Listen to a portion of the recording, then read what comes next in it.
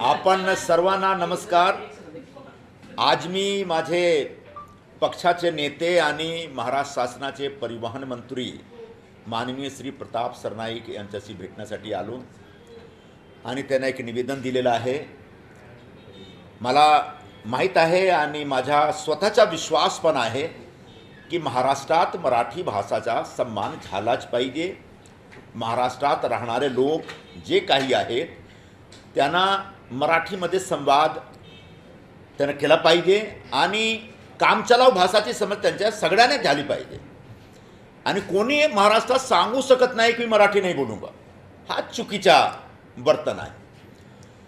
तो ऑटोवाले, रिक्षावाले, टॅक्सीवाले यांच्यासाठी परिवहन मंत्री साहेबांतर्फे एक प्रयास सुरू झाला, तो शिवसेनाच्या ध्येय धोरणानुसार की सगळ्यांना एक कामचलाऊ मराठीचं ज्ञान राहिलं पाहिजे। 1 मेपासून ते लागू करायचं होता। मी त्यांना भेटलो, निवेदन केलं की थोडा वेळ द्या। साहेबांचे पण आमचे पक्षाचे मुख्य नेते आणि महाराष्ट्राचे उपमुख्यमंत्री श्री एकनाथ शिंदे साहेबांचे मी निवेदन केलं की थोडा त्यांना वेळ द्या। त्याने मला माझ्याशी विचारलं की किती वेळ पाहिजे, मला 2-3 महिन्यात दिला पाहिजे। तो आमचे सरनाईक साहेबांनी 3 महिना 10 दिवस असा एक मोठी अवधी दिली। आणि याच दरम्यान ऑटोवाले, रिक्षावाले, टॅक्सीवालेमध्ये जबरदस्त उत्साह होता मराठी शिकण्याचा। अक्षरशः त्यांचं कौतुक केलं पाहिजे। वेगवेगळ्या ठिकाणी आम्ही मराठी भाषा प्रशिक्षण केंद्र लावला आणि प्रत्येक ठिकाणी जाऊन ते मराठी शिकले। आणि एका त्या मंत्रालयाचा जो आकडा आहे त्याच्यानुसार एक कमीत कमी ते 83 to 85% 85% जो ऑटोवाले आहेत त्यांनी मराठी शिकलेलं आहे आणि त्यांच्याकडे सर्टिफिकेटसारखा पण आलेला आहे। म्हणजे 10, 15, 17% असं आहेत पर्सेंटेज आहेत जो अजूनपर्यंत शिकले नाही। का शिकले नाही, त्यांच्या काय मजबुरी आहे, त्यांची ग्रॅस्पिंग पॉवर कमी आहे का, ते घरी होते, गावी गेले होते का, ते आजारी होते का, मला काही माहीत नाही। पण हा फॅक्ट आहे की 10-15% लोक आहेत जो अजूनपर्यंत मराठी शिकले नाही, त्यांना पण एक संधी मिळाली पाहिजे। मी मंत्री महोदयाने सांगितलं की साहेब असा करा तुम्ही की एक थोडासा त्याला मुदत द्या, नाहीतर एक जो मराठी भाषा प्रशिक्षण केंद्राचा जो काम आहे ना तो एक चालू ठेवा। वेगवेगळ्या RTOमध्ये तुम्ही चालू ठेवू शकता। आणि जे काही शिकलेले नाही त्यांना त्यांच्यामध्ये एक सर्वे झाला पाहिजे, त्यांना नोटीस दिला पाहिजे। जे शिकले नाही त्यांना नोटीस द्या आणि त्यांना सांगा की तुम्ही 1-2 महिन्यात शिका, नाही तर तुमच्या विरोधात आम्ही कारवाई करू। 12 ऑगस्टला त्यांच्याकडून एक आदेश आलेला आहे, GR आहे। GR मी वाचला। GRमध्ये स्पष्टपणे असं आहे की ज्यांनी शिकलेलं नाही त्यांना नोटीस दिलं पाहिजे आणि त्यांना 1 महिन्याची मुदत दिली पाहिजे। आणि या मुदतमध्ये त्यांनी जर तरीही शिकला नाही तो त्यांच्या विरोधात कारवाई करू शकतात। पण सध्या जो आमच्याकडे एक इन्फॉर्मेशन येत आहे, माहिती येत आहे, त्याचप्रमाणे खूप टॅक्सी ऑटो चालकाच्या विरोधात RTOतर्फे कारवाई चालू आहे। त्यांच्याकडून त्यांचा जो लायसन्स आहे, समजा ते मराठी ते बोलू शकले नाही तर त्यांच्या लायसन्स आणि परमिट ते जप्त करत आहेत। आणि काही असा कंप्लेन आलेला आहे की त्यांच्यावर फाईन पर ते मारत आहेत। 20-25 हजार 15 हजार रुपयाचे फाईन पण आहे। त्याचे जे सबूत आहे, जो पुरावा आहे, मी साहेबांना देणार नंतर। मी आज मंत्री महोदयांनी असं निवेदन केलेलं आहे की तुम्ही एक नवीन आदेश द्या, एक प्रेस रिलीज सारखा, की जोपर्यंत 1 महिन्याची नोटीस किंवा मुदत पूर्ण होत नाही 12 ऑगस्टचा GR प्रमाणे, तोपर्यंत कोणाचाही लायसन्स किंवा परमिट नाही रद्द झाला पाहिजे, नाही जप्त नाही झाला पाहिजे। आणि त्यांना एक संधी दिला पाहिजे मराठी शिकण्याचा। हाच विषय घेऊन आज मी माननीय मंत्री महोदयांशी भेटलो आणि त्यांना असं निवेदन दिलेलं आहे। आता मी मंत्री महोदयाचं निवेदन करतो की तर तुम्ही जे काही आदेश आहे, फरमान आहे, तुम्ही जारी करा। हाँ कहते बोल हिंदी में भी बोल दीजिए। शिवसेना की प्रारंभ से शिवसेना प्रमुख श्री बाला साहब ठाकरे जी के ज़माने से ये भूमिका रही है कि महाराष्ट्र में मराठी भाषा का सम्मान होना चाहिए। और शिवसेना ने हमेशा इस विषय को बड़ी गंभीरता से और बहुत शिद्दत के साथ लोगों के सामने पेश किया। और मेरा व्यक्तिगत तौर पर भी मानना है कि महाराष्ट्र में या किसी भी प्रदेश में अगर कोई रहता है तो निश्चित तौर पर उसको वहाँ की स्थानिक भाषा का सम्मान करना चाहिए, स्थानिक भाषा में संवाद करने आना चाहिए।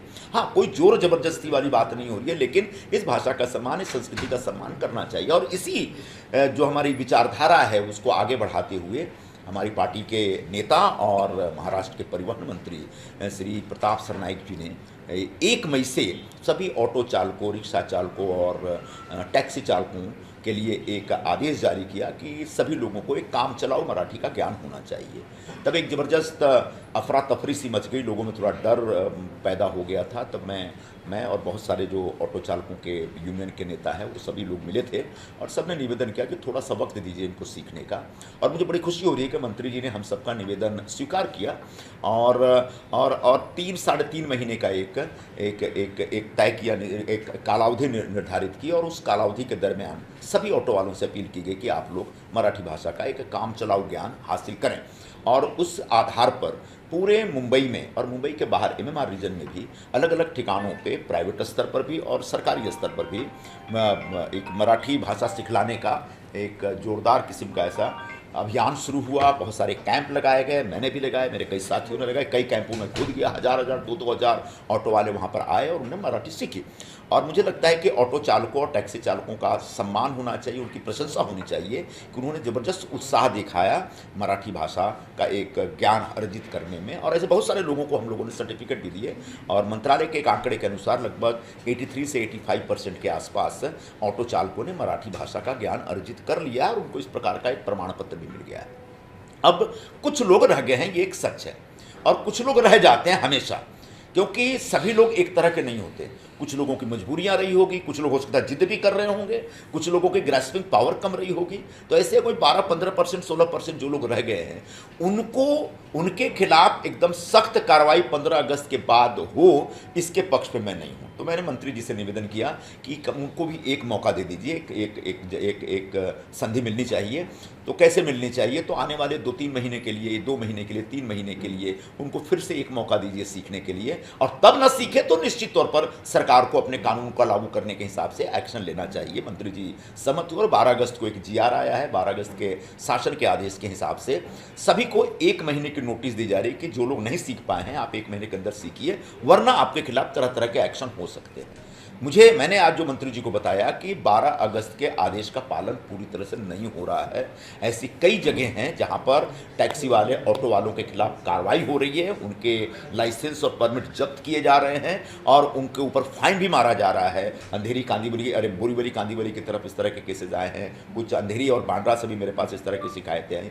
इन शिकायतों से मैं परेशान हुआ और उसके बाद मैं आज मंत्री जी के पास आया, अपना निवेदन दिया और मैंने रिक्वेस्ट की, इनसे गुजारिश की है कि आप एक नया आदेश आज जारी करें। वो जरूर कि शासकीय आदेश हो। एक मंत्री अपना एक प्रेस रिलीज भी देता है तो वो भी एक आदेश के बराबर होता है, और कम से कम सभी आरटी अधिकारियों को इस प्रकार का निर्देश दिया जाए कि जिन लोगों ने मराठी भाषा का बेसिक ज्ञान नहीं लिया है उनके खिलाफ कोई कार्रवाई नहीं होनी चाहिए। हाँ, उनको नोटिस देनी चाहिए। आप सर्वे करिए, अगर वो कहीं ना कहीं फेल हो जाते हैं तो उनको नोटिस दीजिए और उनको कहिए कि 1 महीने के अंदर फला जगह पे स्कूल या कोई कार्यशाला चल रही है, वहाँ जाके मराठी भाषा का ज्ञान ले लीजिए। और 1 महीने बाद भी अगर वो नहीं सीख पाता है तो उससे कोई वैलिड रीजन है क्या, ये समझने की कोशिश करनी चाहिए। और लगे कि नहीं, वो जानबूझ के नहीं जिद कर नहीं सीखना चाह रहा है तो बिल्कुल सरकार स्वतंत्र है इस प्रकार से निर्णय लेने के लिए, और अपने कानून को लागू करने के लिए सरकार को सख्ती से पेश आना चाहिए। लेकिन जिन लोगों ने अभी नहीं सीखा है उनको थोड़ी सी मोहलत मिलनी चाहिए, ऐसा मैं माननीय मंत्री महोदय से आज निवेदन करने आया।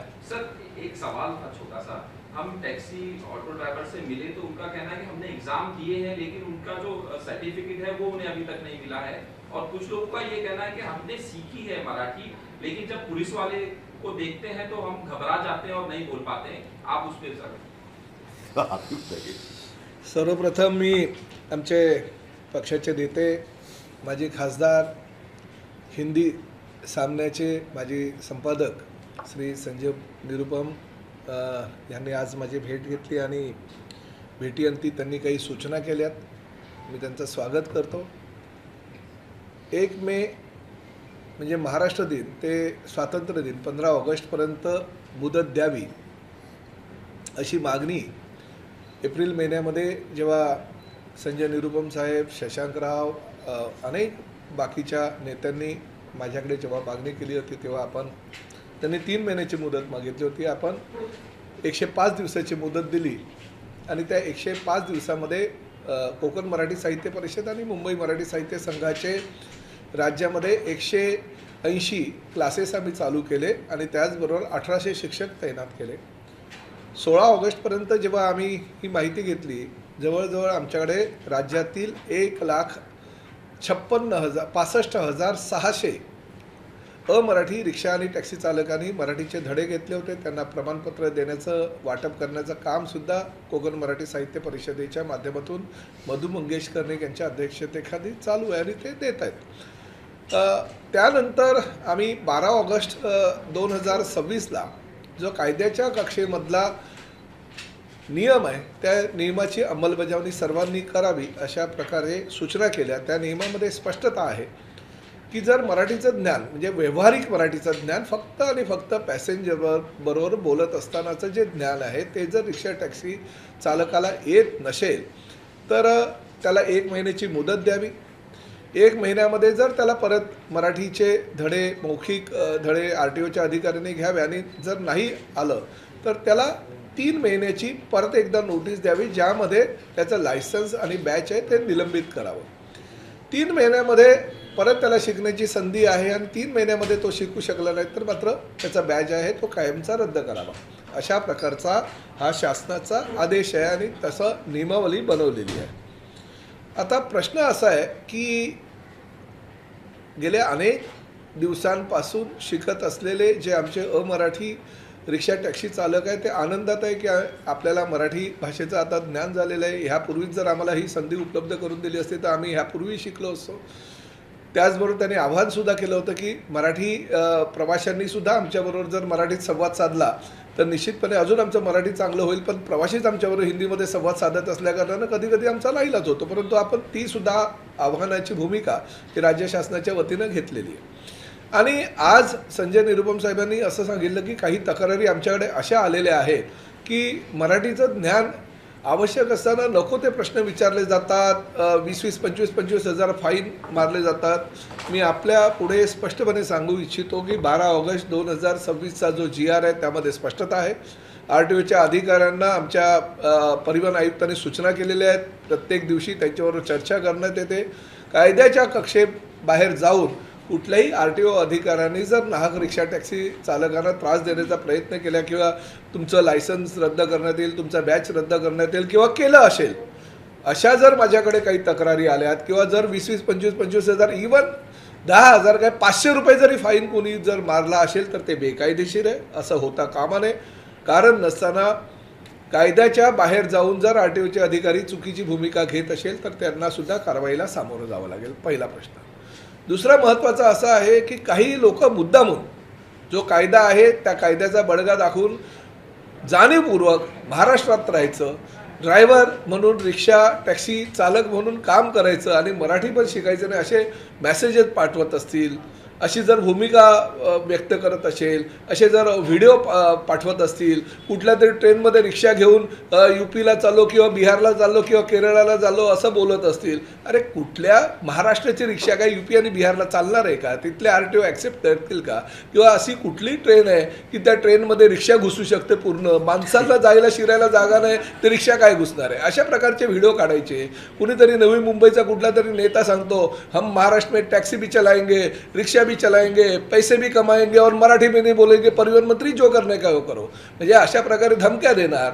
आणि त्याचबरोबर कायद्याचं पालन जर कोणी करत नसेल तर ते बिलकुल परिवहन विभाग सहन करणार नाही. परंतु कायद्याच्या कक्षेच्या बाहेर जाऊन जर आमच्या अधिकाऱ्यांनी दंड जरी मारला असेल ह्या मराठीच्या मुद्द्यावर, चुकीचे दुसरे अनेक काही कायद्याच्या त्रुटी आहेत आणि त्यानुसार जर कारवाई केली असेल तर त्या विषयावर मी काय बोलू शकत नाही. परंतु मराठीच्या विषयावर जर कायद्याच्या कक्षेमध्ये राहून बेकायदेशीरित्या जर कोणी कारवाई आमच्याही अधिकाऱ्यांनी केली असेल तर त्यांच्यावर सुद्धा कारवाई केली जाईल.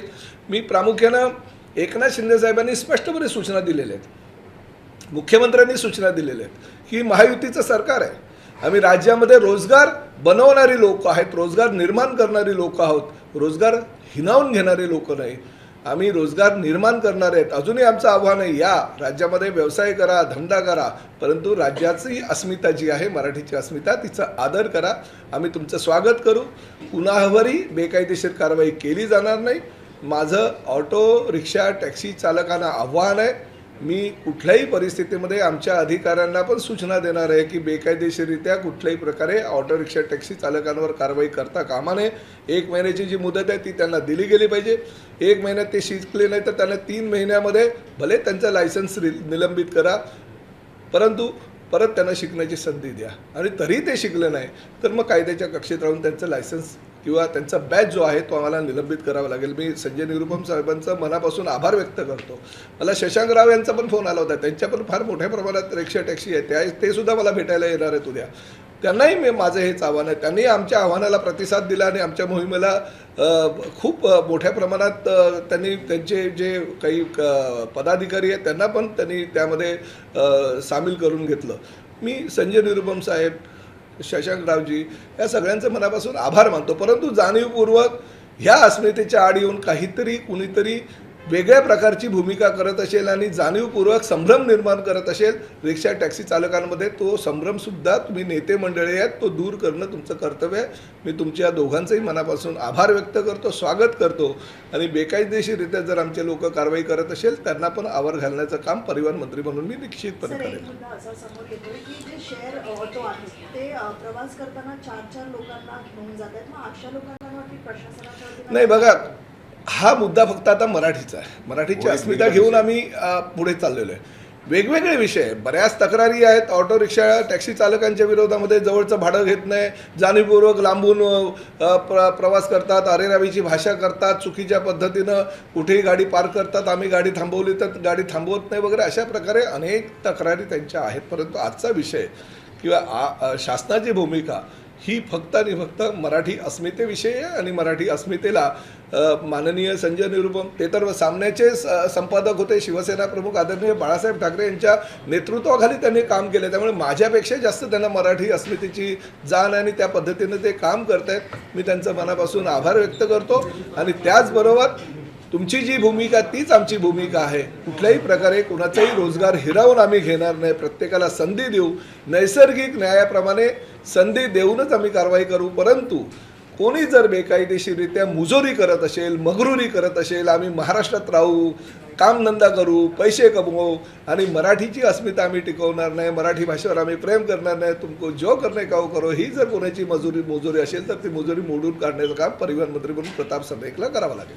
सर्व मराठीची सक्ती केल्यानंतर कुठेतरी रिक्षा चालक आहे त्याचा रूट बदलताना पाहायला मिळतात, वेगवेगळे रुटीन होत आहेत. काही अनेकांनी म्हटलं आम्ही हायकोर्टात नाही, माझं आव्हान आहे. बघा, न्यायालयामध्ये प्रत्येकाला अधिकार आहे, प्रत्येकाने जावं. नैसर्गिक न्यायाप्रमाणे राज्य शासनाची भूमिका कायम आहे. आम्ही अजूनपर्यंत कोणावरही मराठीच्या मुद्द्यावर कुणाचं लायसन्स किंवा बॅच रद्द केलेलं नाही. कुणाला लांबची गोष्ट 20-25 हजार 500 रुपयेसुद्धा दंड लावण्यात आलेला नाही. मी निरुपम साहेबांना हेच सांगितलं, तुम्ही मला पुरावे द्या, मी त्या RTOच्या अधिकाऱ्यावर सुद्धा निश्चितपणे कारवाई करेल. परंतु हा जो मुद्दा आहे तो मुद्दा दुसरीकडे भरकवण्याचा जर काही लोक प्रयत्न करत असेल तर मात्र आम्हाला कायदेशीररित्या त्यांच्यावर कारवाई करावीच लागेल. परंतु जो 12 ऑगस्ट 2026चा GR आहे त्या GR नुसारच प्रत्येक RTOच्या अधिकाऱ्यांना कारवाई करण्याचे अधिकार आम्ही दिलेले आहेत. चुकीचं कोणी वागत असेल आणि रिक्षा आणि टॅक्सीवाल्यांमध्ये संभ्रम निर्माण करत असेल तर त्या अधिकाऱ्यांवर सुद्धा आम्ही कारवाई करू. सर, मूळ मागणी जी आहे की उरलेले 15% जे रिक्षा टॅक्सी चालक आहेत त्यांना वेळ वाढवून देण्यात यावा. नाही बघा, वेळ तर आता दिलेली आहे आणि माझं असं म्हणणं आहे की 1989चा नियम आहे. 36 वर्षामध्ये तुम्हाला एवढा वेळ दिलेला होता ना, तेव्हा तुम्ही नाही शिकलात तर आता काय शिकणार. पण कायद्यामध्येच आम्ही वेळ दिलेला आहे. 1 महिन्याची मुदत दिली आहे. 1 महिन्यामध्ये नाही शिकला तर परत 3 महिन्याची मुदत दिलेली आहे, फक्त निलंबन केलेलं आहे. आणि 3 महिन्यात नाही शिकला तर मात्र बॅच निलंबित करण्यात येईल. ही आम्ही कायद्यामध्ये ती तरतूद केलेली आहे. म्हणजे 4 महिन्याचा काळ तुम्हाला मराठी शिकायला मिळतो. आणि एकनाथ शिंदे साहेबांनी आम्हाला स्पष्टपणे सूचना दिलेल्या आहे की हिंदू हृदय सम्राट बाळासाहेब ठाकरे मराठी भाषा अभियान जे चालू ठेवलेलं आहे ते अभियान चालूच राहील. ते का अभियान आम्ही बंद केलेलं नाही, पण ते आमचं अभियान परिवहन विभागाचं नाही आहे. ते अभियान जे आहे ते मराठी भाषा विभागाचं आहे. त्यांनी त्या खात्याला स्पष्टपणे सूचना केलेल्या आहे की ते अनुदानसुद्धा जे आहे साहित्यिकांचं ते कायम ठेवावं. त्यांचं अभियान सुरुवात ठेवावं. पूर्वीच्या जसे 180 क्लासेस होते ते क्लासेस कंटिन्यू मराठी शिकण्यासाठी चालू राहतील. 1800 शिक्षक जे आम्ही नियुक्ती केलेले आहेत ते सुद्धा कायम राहतील. पण ती जबाबदारी आता परिवहन विभागाची नाही, ती मराठी भाषा विभागाची आहे. कुणालाही मराठी जर शिकायचं असेल तर त्या अभियानाच्या माध्यमातून आजही तो मराठी शिकू शकतो, आमचं त्यांना आव्हान आहे. आणखी एक संजय आहेत, संजय राऊत, ज्यांनी तुम्हाला आजच एक पत्र लिहिलेलं आहे. त्यांचं म्हणणं आहे की रॅपिडोच्या माध्यमातून कुठेतरी या रिक्षा टॅक्सी चालकांचा रोजगार हिरावून घेण्याचा प्रयत्न हे सरकार करते. नाशिकवरून रिक्षा आंदोलन घेऊन मंत्रालयात धडकणार आहे 10 ऑगस्टला, असे त्यांनी घोषणा सुद्धा केली. मला अद्यापर्यंत त्यांचं काही प्रश्न किंवा त्यांचं काही पत्र आलेलं नाही, परंतु त्यांच्या पत्रामध्ये काय लिहिलेलं आहे नक्कीच मी बघेल. आणि मला असं वाटतं की सामन्याचं कार्यालय परळलाच आहे, परळवरनं मंत्रालय जवळ आहे, नाशिकला ते परळ म्हणजे असं व्हाया का करतायत. म्हणजे सामन्याचं कार्यालय परळ ते भांडूप टू नाशिक आणि नाशिक टू मंत्रालय.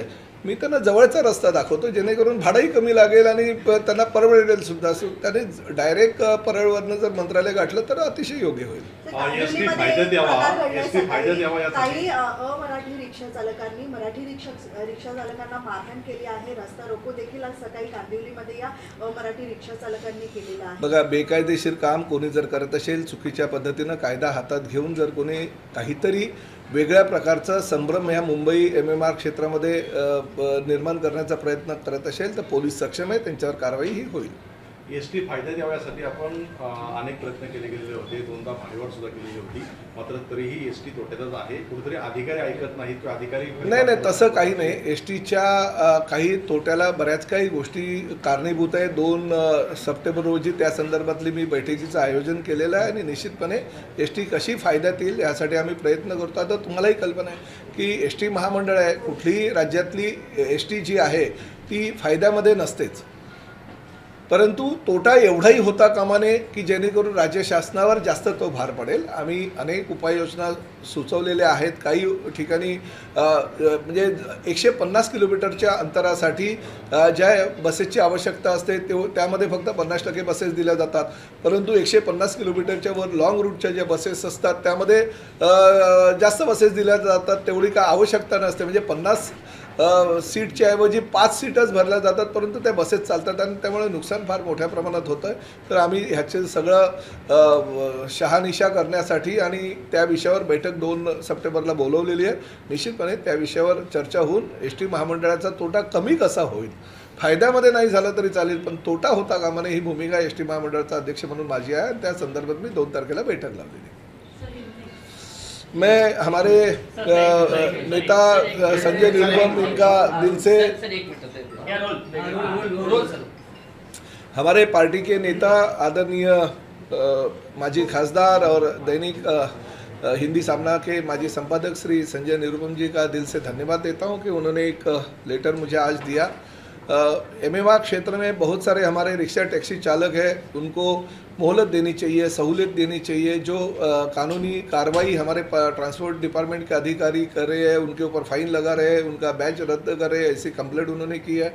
मैं परिवहन आयुक्त से अभी भी बात की, उनको बोला कि गलत तरीके से अगर कोई कानूनी कार्रवाई करता है तो वो अधिकारियों के ऊपर भी मैं कार्रवाई करूँगा, क्योंकि 12 अगस्त 2026 का स्पष्ट आदेश है कि जो रिक्शा टैक्सी चालकों को जो मराठी प्रवासियों के साथ संवाद करना चाहिए वो अगर नहीं आती है तो उनको नोटिस दिया जाए, 1 महीने की मुदत दी जाए. 1 महीने की मोहलत के बीच में अगर वो मराठी सीख नहीं पाए, उतनी मराठी जितने प्रवासियों के साथ बातें करनी होती है, तो 3 महीने की नोटिस देके उनका जो बैच है वो निलंबित किया जाए. और 3 महीने में वो अगर नहीं सीख पाए, क्योंकि 4 महीने की मोहलत मिली रहती है, तो उनका बैच पूरा का पूरा रद्द किया जाए. ऐसे कानून में हमने जो 12 अगस्त का हमारा कानून है उसमें RTO के अधिकारियों को उसके अनुसार काम करने की अनुमति दी है. मगर गलत तरीके से अगर कोई ऐसी कानूनन कार्रवाई के खिलाफ अगर बातें करता रहेगा या फाइन लगाते रहेगा तो उनके ऊपर भी कार्रवाई करनी पड़ेगी. हम यही कहना चाहते हैं, ये महायुति सरकार है, ये रोजगार बनाने वाला सरकार है, रोजगार किसी के पास से छीनने वाला सरकार नहीं है. तो हम आज भी आह्वान यही करते हैं कि आप आइए, महाराष्ट्र में रोजी रोटी कमाइए, रोजगार बढ़ाइए. रोजगार बढ़ाना हमारा कर्तव्य है, हमको साथ दीजिए. मगर जो मराठी अस्मिता है, मराठी भाषा है, उसका आदर आप सभी लोगों को करना चाहिए. संजय निरुपम जी हमारे पास आए थे तो हमने महाराष्ट्र दिन से लेके 15 अगस्त तक उन्होंने 3 महीने की मोहलत मांगी थी, मैंने 105 दिन की मोहलत दी।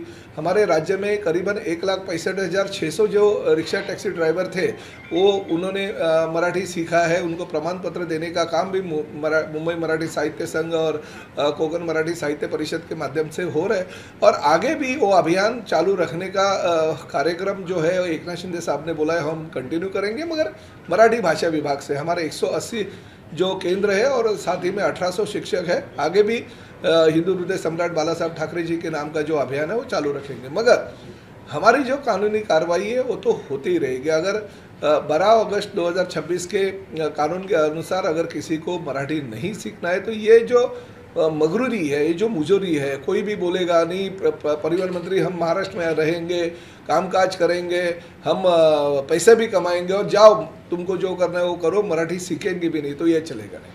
ये राजभाषा है और हमारी अस्मिता है महाराष्ट्र की। ये आपको मराठी जो प्रवासियों के साथ बात करनी है वो मराठी सीखनी ही पड़ेगी, ये कानूनी है और कानून के खिलाफ अगर आप रास्ते पे उतर के हुए संभ्रम निर्माण करते हो तो वो भी गलत है। कुछ ऐसे भी वीडियो पब्लिश हो गए कि कौन से ट्रेन जा रहे हैं उसमें रिक्शा घुसा के लेके जा रहे हैं। अरे महाराष्ट्र का अगर किसी को पासिंग है, यूपी बिहार या गुजरात या कर्नाटक या केरला में जाके क्या वो रिक्शा वहाँ पे चला सकते हैं क्या? या ऐसी कौन सी ट्रेन है जो ट्रेन में रिक्शा पूरी जा सकती है? इंसानों के लिए जाने के लिए, बैठने के लिए, खड़े रहने के लिए जगह नहीं होती है तो रिक्शा के लिए क्या जगह मिलेगी? मगर जानबूझकर कोई ये जो हमारा राज्य शासन का जो नियम है उसके खिलाफ कोई अगर इस तरीके से संभ्रम निर्माण करने की कोशिश करते हैं तो पुलिस भी उनके ऊपर कार्रवाई जरूर करेगी। मगर मैं संजय निरुपम जी का और बाकी यूनियन लीडर्स का दिल से धन्यवाद देता हूं कि उन्होंने हमारी जो संस्कृति है, हमारी जो अस्मिता है उसका आदर रखते हुए अपने यूनियन के लोगों को, अपने मराठी लोगों को मराठी भाषा सीखने के लिए आह्वान किया। सर, अखिलेश यादव ने बड़ा बयान दिया है जिससे अब विवाद छिड़ सकता है। उन्होंने आरोप किया है कि भाजपा प्रणीत यहाँ पे जो महायुति सरकार है वो बड़ी कंपनियां जो है उनके कमीशन खोरी के लिए इस तरह से आरोप किया? अखिलेश यादव ने बहुत बड़ा ट्वीट किया है। उनका कहना है कि कमीशन खोरी करना चाहती है सरकार और रोजी रोटी छीनना चाहती है इन गरीब ड्राइवरों। मैं अखिलेश यादव जी को इतना कहना चाहूँगा, देखिए हम तो सम्मान करते हैं। आज के तारीख में बहुत सारे मराठी लोग मुंबई, ठाणे, MMR क्षेत्र में काम कर रहे हैं, महाराष्ट्र में काम कर रहे हैं। आप जिस राज्य के नेता हो उस राज्य में अगर आपने रोजगार अब तक निर्माण किया रहेगा तो आपके लोग यहाँ पे आते नहीं थे। आप ऐसा आरोप करने से पहले खुद की तरफ देख लीजिए। आप भी राज्य के मुख्यमंत्री बने थे, उस मुख्यमंत्री के दौरान आपने क्यों नहीं आपके राज्य में रोजगार निर्माण किया? हम चाहते हैं कि हम रोजगार निर्मित करें और आ रहे देश के विभिन्न राज्यों से, खाली उत्तर प्रदेश बिहार से नहीं बल्कि देश के विभिन्न राज्यों से हमारी रोजी रोटी के लिए अगर लोग हमारे महाराष्ट्र में आते हैं तो हम उनका स्वागत करते हैं। आप इतने सालों से नेता है, आपके पिताजी मुख्यमंत्री बने थे, आप मुख्यमंत्री बने, आप ये कहिए ना कि आप कुछ नहीं कर पाते हो इसलिए लोग हमारे पास आते हैं, तो हम उनका तो स्वागत करते हैं महाराष्ट्र में आने के बाद। आज भी हम हमारी मराठी जो अस्मिता है वो कायम रखना चाहते हैं, रोजगार तो हम और ज्यादा देना चाहते हैं। सर, उनका एडिंग ये टू भी दैट कहना वो है ये कि कह रहे हैं मराठी कि जो अनिवार्य एमएनसीज करना- में काम करने वाले लोग हैं, जो एमएनसीज में मल्टीनेशनल कंपनीज में काम करने वाले लोग हैं, सरकार उनको कुछ नहीं कह रही है। ऑटो रिक्शा चालक को टारगेट बनाया जा रहा है। उन्होंने मेरे पास आके मेरे से चर्चा करनी चाहिए। अगर वो मुझसे वक्त मांगेंगे जरूर मैं चर्चा के लिए उनको वक्त दे दूँ। सर, रैपिडो बाइक टैक्सी को लेके जो सरकार की पॉलिसी है अखिलेश का पूरा करते हैं। अखिलेश यादव का ये भी कहना है कि अलग अलग देश के अलग अलग हिस्से में लोग जाते हैं, व्यवसाय करते हैं और ये मराठी अनिवार्य करना ये असंवैधानिक नहीं है क्या? बिल्कुल असंवैधानिक नहीं है, हमारी मराठी अस्मिता है। और अखिलेश यादव ही नहीं बल्कि हर राज्य के हर नेताओं ने आके हर राज्य में अपनी संस्कृति और अपनी भाषा का सम्मान होना चाहिए, यही कहा है। Sir, Rapido bike motor vehicle act में प्रोविजन है, मोटर व्हीकल एक्ट में प्रोविजन भी है। रैपिडो स्थानीय बाइक भाषा टैक्सी को सीखना ही लेके जो चाहिए, तभी आपको लिखा परमिट है संजय राउत ने, उसको जो सरकार की जो पॉलिसी है उसके ऊपर सवाल उठाए हैं। कहीं ना कहीं जो रोजगार है देखिए, रैपिडो हो, ओला हो, उबेर हो, भारत टैक्सी हो, छावा हो या देवदत्त हो, इन सभी जो प्रवासी वाहतूक करने वाली संगठन है या संस्था है उनको हमने परमिशन दी है। हमारे हिसाब से सभी एक समान है, उन्होंने कानून के कक्षा में रहते हुए काम करना चाहिए। हम उनको बाइक टैक्सी हो या दूसरी उनकी 4 व्हीलर टैक्सी हो। कानून के दायरे में रख के उनको हमने परमिशन दी, उस हिसाब से वो चलना चाहिए। नहीं, लेकिन संजय राउत का यह आरोप है सर कि ऐसा नियम लाने के बाद जो दूर दराज इलाकों में जो मराठी ऑटो टैक्सी चालक है उनके आजीविका पर असर पड़ रहा है। अभी संजय राउत क्या कहना चाहते हैं मुझे पता नहीं है। संजय राउत जी को मैं यही कहना चाहता हूँ, अगर मराठी भाषा और मराठी अस्मिता के खिलाफ अगर आपका कुछ बयान रहेगा तो आप मुझे बताइए, मैं उसके ऊपर गौर करूँगा।